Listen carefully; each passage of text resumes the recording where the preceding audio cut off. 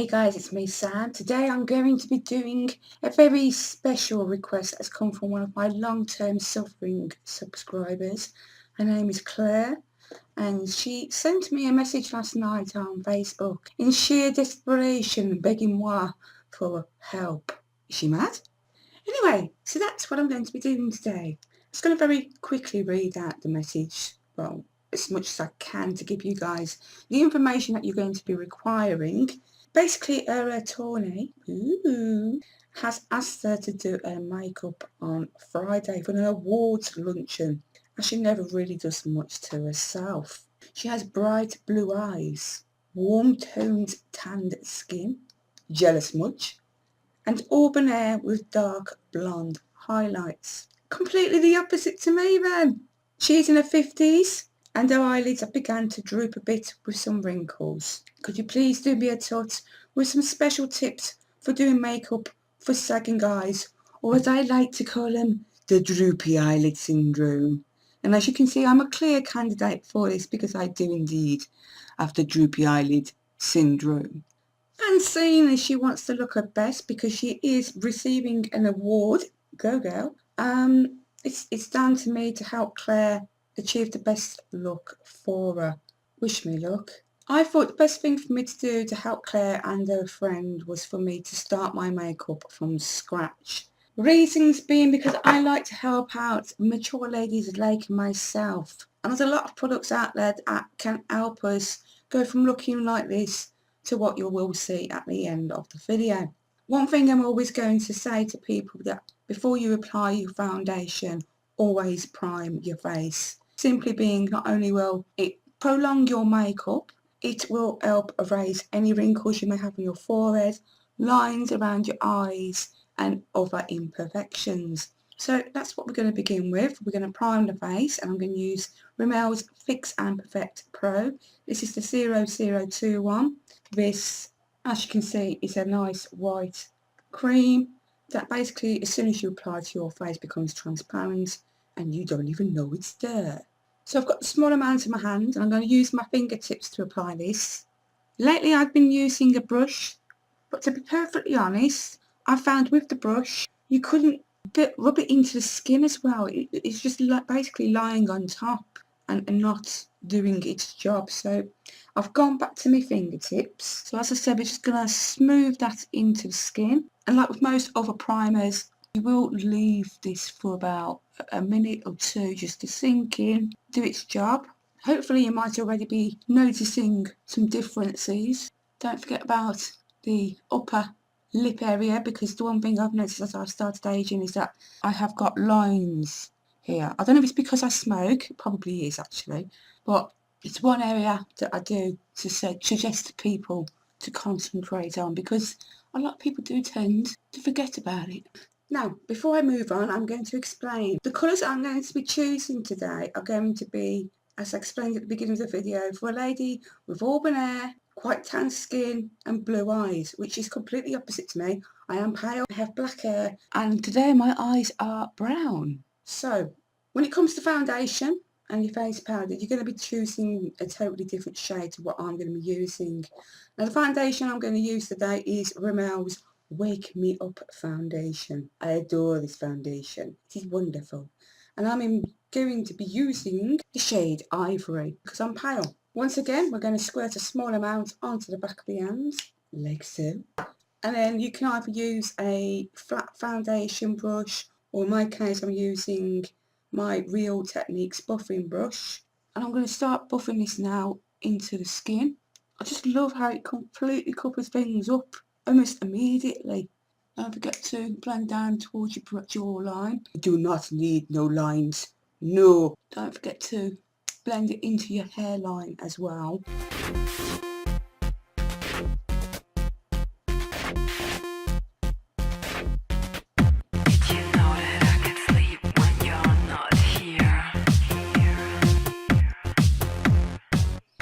Finally finish off with the forehead.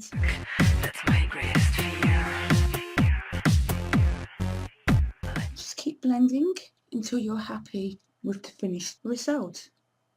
Okay, the next area we're going to concentrate now is bags under our eyes. I'm just going to use this concealer. It's from an A1's new range. It's an age transforming concealer, and I cannot make out what shade it is. I presume it's in light, obviously, because I'm pale. I'm going to click it in there to get it working, and I'm just going to apply a small amount to the corner of my eye here, and I'm also just going to slightly bring it along the line. Now I'm going to take my fingertips and I'm just going to pat this in.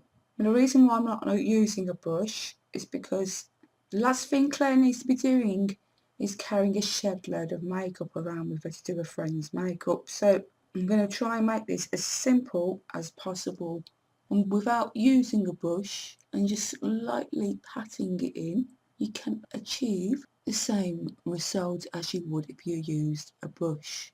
I'm going to set that now with some loose powder, and I'm going to use Rimmel's Match Perfection loose powder, and this is in transparent, so even you could use it on your friend Claire.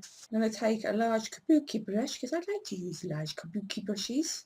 I just find them a good thing to have, especially when it comes to sweeping the powder over like so. I find it just nicely sinks in and leaves a really nice matte finish to the look. I'm just going to start off by applying that to the T-zone. And in case you don't know what the T-zone is, it is to the forehead and down, like so. But I'm also going to apply some just under the eye as well, just to help set that concealer. And I just sweep the colour down over the cheek to help set that area too. Right, before we move on to doing the eye makeup, the first thing we want to do is prime your eyes. It's the same as your face primer. Not only will it make your eye makeup stay longer, it'll make the colours pop, and it just prevents creasing, and it's just good stuff to have. There's lots of eye primers out there. You probably already know that. And today I'm going to be using my Too Faced Shadow Insurance. Let's take a small amount, apply it to the middle finger, like so, and just apply that to the whole eye area, making sure you blend in. I don't feel pretty and I don't feel fine.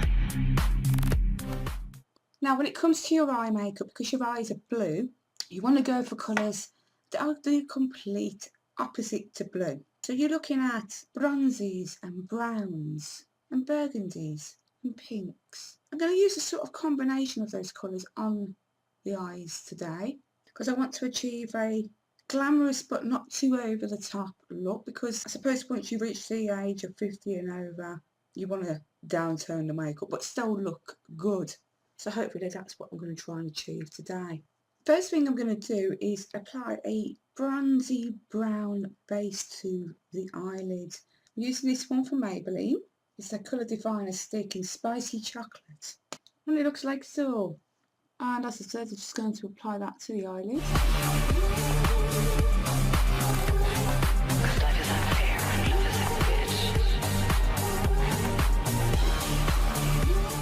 And this will just give something for the eyeshadow I'm going to apply over the top to sit on. I don't feel pretty and I don't feel fine. Next I'm going to take a bronzy eyeshadow, and I'm going to use this one here. This is part of my original Sleek Makeup eyeshadow palette, and I'm just going to apply that to the eyelid over the base. So I'm just going to pat that on over the top. Should I still hope one day it will be me? Why can't I be thin, smart, loved and brave? Although they say don't use shimmer on eyes once you reach 40 and over, I say rubbish. So just pat that on. Now a neat trick I'm going to teach you now, because we are to help with the hooded eyes, is that we're going to slightly bring this colour up into the crease like so, and just blend it down into your eyelid. And what we're trying to achieve is like a winged look, because the trick to this eyeshadow look is to give the impression that the eyes are more open than what they normally are. Right, the next shade I'm going to go for is a burgundy eyeshadow. This is the shade I'm going to be using. This is part of my Sleek Makeup PPQ palette. It's called Me, Myself and I, for the eyeshadow reasons. And I'm just going to blend that now into the crease line. So what I'm going to do is just above where we applied that bronze before, we're going to blend that burgundy inward. same time we're concentrating on the outer area, because as I said, we are trying to create that winged look to give a more open eye look. Now, a neat trick that I've picked up from watching Goss Makeup is take a flat foundation brush, starting from where the end of your nose is here, or should I say your nostril, just follow that line along up towards your eye and just sweep it along that line, which will not only lift the colour up more, but gives it a nice even cut as well. And as you can see, the crease has not only been lifted, but the eye looks more open and less droopy. Right, to open up the eye a little bit more, we're just going to take an highlighter. I'm using this one from Sleek Makeup's Face Contour Kit in Light. I'm just going to apply it just underneath the centre bit of the brow, and just blend outwards to begin with. You look so good. And then we're just going to start bringing that colour inwards. And just keep blending. You can also blend into that burgundy just to soften it up a bit as well. Now we're going to move on to the lower lash line, because I just want to add some colour to this area. So what I'm going to do now is take a matte brown eyeshadow. This is the one I'm going to be using here. And this is from Sleek Storm Palette. I'm just going to take a thin liner brush and we're just going to apply that product. So tap off any excess, as these are really highly pigmented and like to shed their load all down your face. So we're just going to start lining the lower lash line.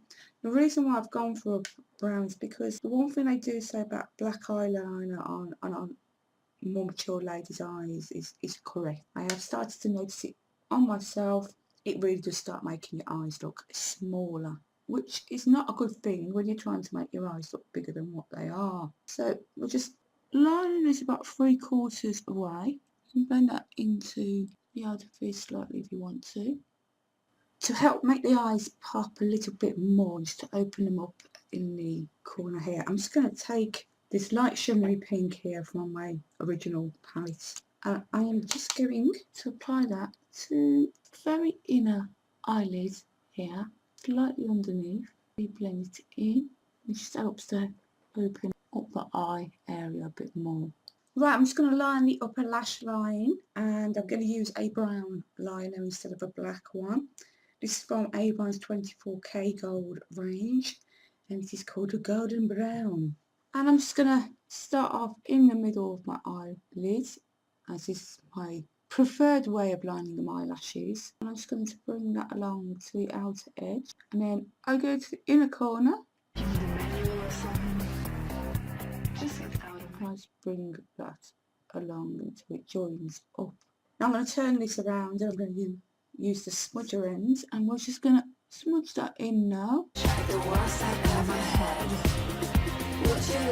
So although you know you've got eyeliner on, you shouldn't look like you are wearing eyeliner. I'm going to slightly wing it upwards as well, just to help open the eye up more.